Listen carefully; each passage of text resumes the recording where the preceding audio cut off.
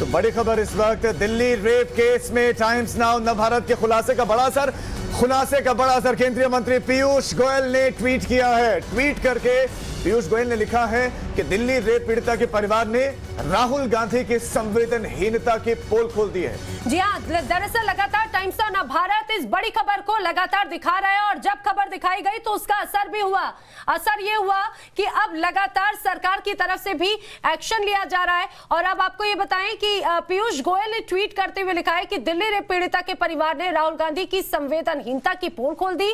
बहुत दुख होता है कि अपने राजनीतिक फायदे के लिए राहुल गांधी ने एक परिवार की निजता को उजागर कर दिया है। लगातार टाइम्स ऑफ नवभारत इस पूरी खबर को दिखा रहा है। ये ट्वीट किया है पीयूष गोयल ने। ये ट्वीट है पीयूष गोयल का, केंद्रीय मंत्री। उन्होंने लिखा कि दिल्ली के पीड़ित परिवार ने राहुल गांधी की पोल खोल कर रख दी है, निजता को, परिवार की निजता को उजागर कर दिया राहुल गांधी। उन्होंने ट्वीट लिखा और इंग्लिश में उनका ट्वीट है, उसमें वो लिखते हैं कि Delhi victims parents expose Rahul Gandhi's insensitivity and very sad that destroys a family's privacy for political mileage। सिर्फ राजनीतिक लाभ के लिए परिवार की निजता को सार्वजनिक कर दिया गया, निजता को उजागर कर दिया गया। और साथ ही साथ टाइम्स नाउ को उन्होंने शेयर किया।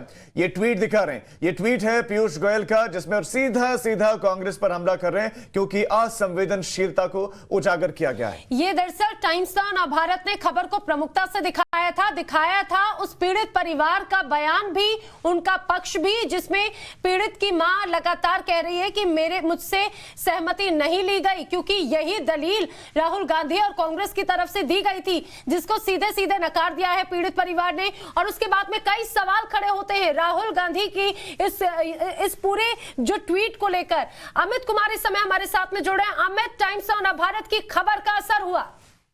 जी हाँ, देखिए बहुत बड़ी खबर है और अपने आप में। और सबसे बड़ी बात की जो एक झूठ जो चल रहा था, जिसमें ये कहा गया था कि उस परिवार से मंजूरी के बाद ही उनकी तस्वीरों को साझा किया गया है राहुल गांधी की तरफ से।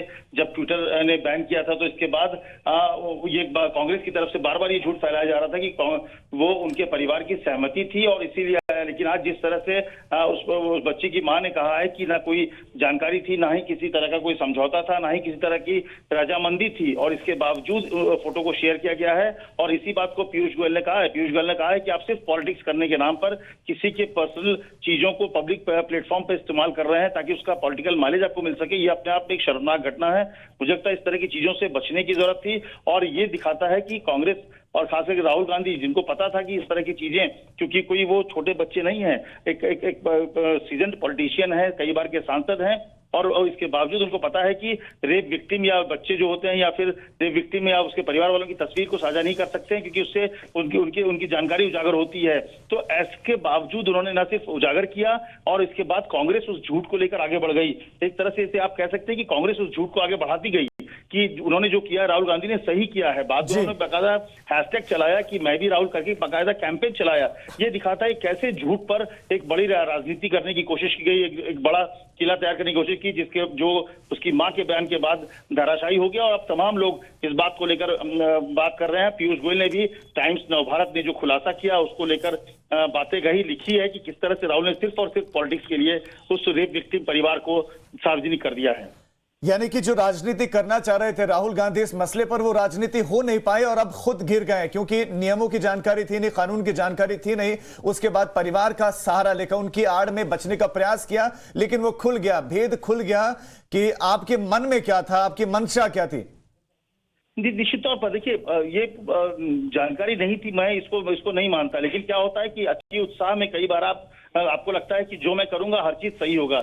आपने उस परिवार का चेहरा सबके सामने लाके रख दिया। आमतौर पर जब कोई रेप विक्टिम होता है या फिर कोई परिवार होता है तो हर कोई चाहता है कि उसके बारे में पूरे देश को, समाज को नहीं पता चले। लेकिन यहाँ पर जिस तरह से राहुल गांधी ने न सिर्फ उनको सामने किया बल्कि पूरी कांग्रेस उस झूठ को सच साबित करने में लग गई। इस बात को लेकर बाकायदा कैंपेन में शुरू हो गया।